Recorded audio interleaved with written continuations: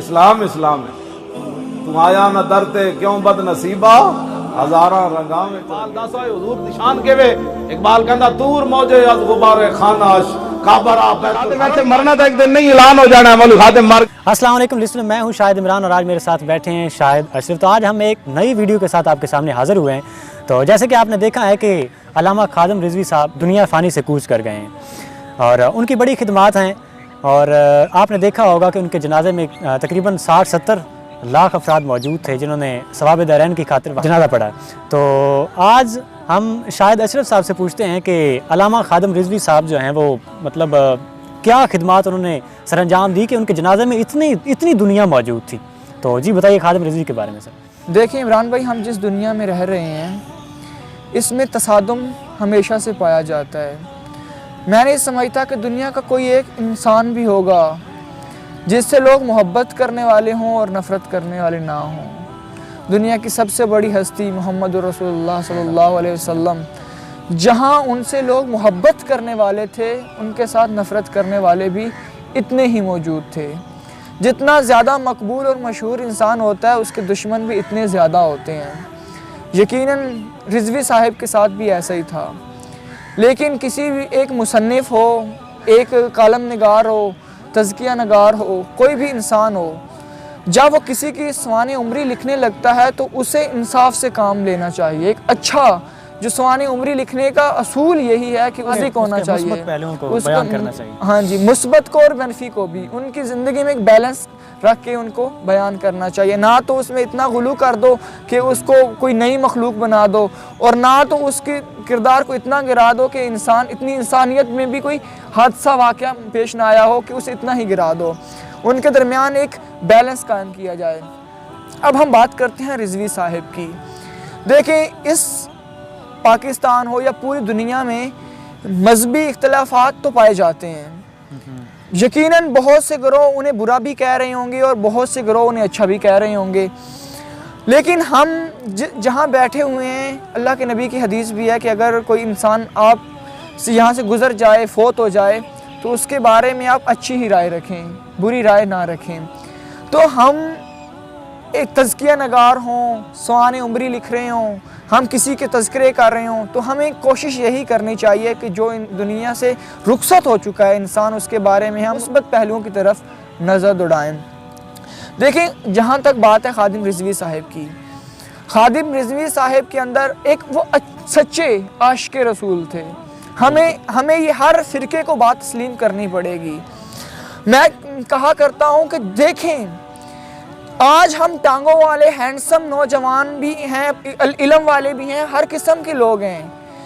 एक वो शख्स जिसकी टांगें तक नहीं है, वो कहाँ से कहाँ तक आप सल्लल्लाहु अलैहि वसल्लम की जंग लड़ रहा है।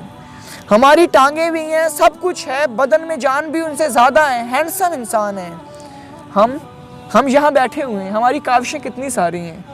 उनकी काविशों को देखें, उन्होंने सर्दी में, गर्मी में, पहर में, सहर में, हर वक्त उन्होंने जिस वक्त भी आप सल्लल्लाहु अलैहि वसल्लम के बारे में कोई भी बात की, अगर वो कुछ कर सकते थे या नहीं कर सकते थे, वो आवाज़ उठा सकते थे, उन्होंने आवाज़ ज़रूर उठाई।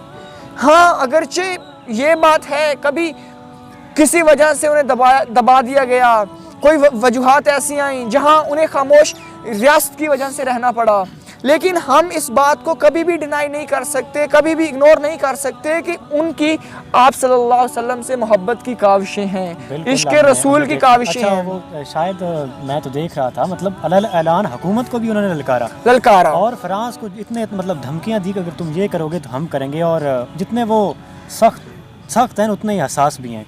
मैंने एक वीडियो देख रहा था तो खादिम रिजवी साहब जो हैं वो मतलब जो उनके साथ जो आशिक़ रसूल थे, हाँ, जो आशिक़ रिजवी थे, वो सोए हुए थे तो उनके साथ ही फुटपाथ पे वो सो गए। खादिम रिजवी साहब की मैंने वीडियो देखी, हाँ, उनके साथ ही वो सो गए, मतलब इतने हसास भी हैं।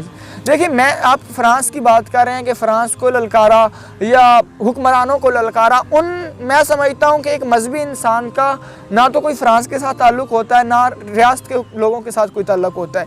सबसे बड़ी बात जो है, उन्होंने उनको भी ललकारा जो उनकी जमात के लोग थे, जिस वक्त हज़रत अमीर माविया रज़ी अल्लाह ताला अन्हु का वो एक स्कैंडल बना, उनकी ज़ात के ऊपर एक बात हुई, तो किसी उन्हीं की जमात के बंदे, सबसे मुश्किल होता है ये मरहला कि अपनी ही जमात के रहनुमा के बारे में उनके अगेंस्ट जाना, उनकी गलती को दुरुस्त करना।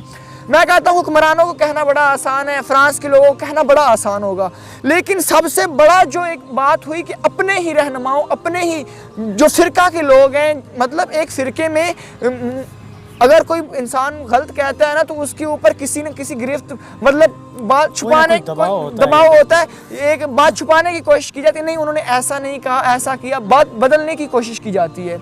लेकिन उन्होंने अपने ही लोगों को ऐलान कहा कि अगर तुम हज़रत अमीर माविया के बारे में, और उन्हें मतलब वो हम बात नहीं करते कि धुर जो हज़रत अमीर माविया के बारे में ऐसी बात करते हैं। देखिए सबसे बड़ी बात होती है कि अपने ही नज़रियात के बंदे के सामने खड़ा होना।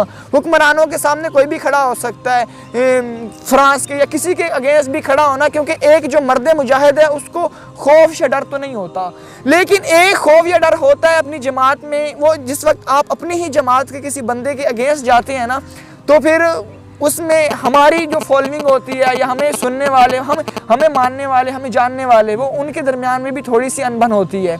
सबसे बड़ी बात यह है कि जिसकी जो आपके अपने माइंड, थॉट ऑफ माइंड का बंदा है, आप उसके खिलाफ जा रहे हैं। आप जनाजे की बात कर रहे थे कि उनका इतना बड़ा जनाजा है।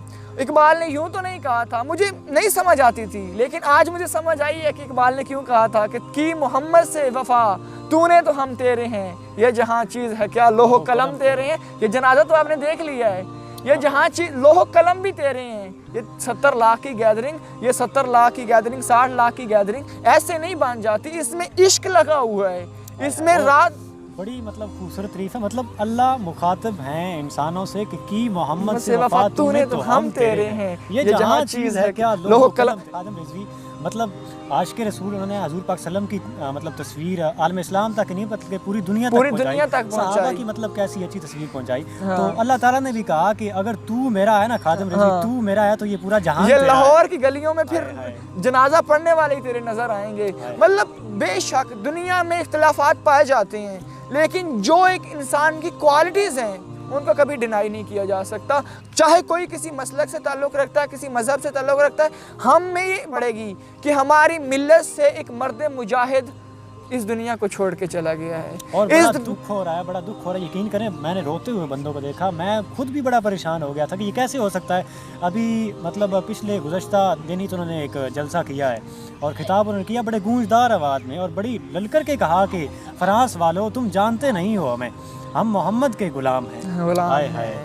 तो देखिए मैं आप समझता हूँ, हमें अगर हम ये सोचें ना तो फ़िरकाबाज़ी से निकल कर, तो हमारे अहले इस्लाम का एक मर्द मुजाहिद हमें छोड़ के गया है, एक अच्छा सिपाही हमें छोड़ के गया है।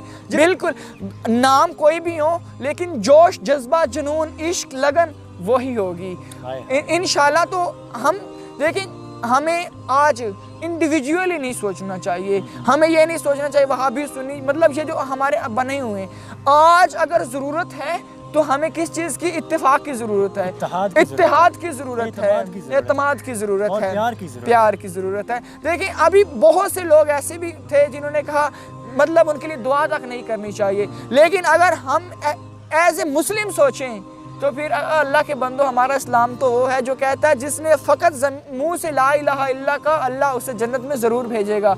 तो हमें इन इख्तिलाफ़ात से बाहर रह के, हमें इन इख्तिलाफ़ात को छोड़कर हमें एक इस्लाम की नज़र से, हमें मुसलमानों की नज़र से एक दूसरे को देखना चाहिए।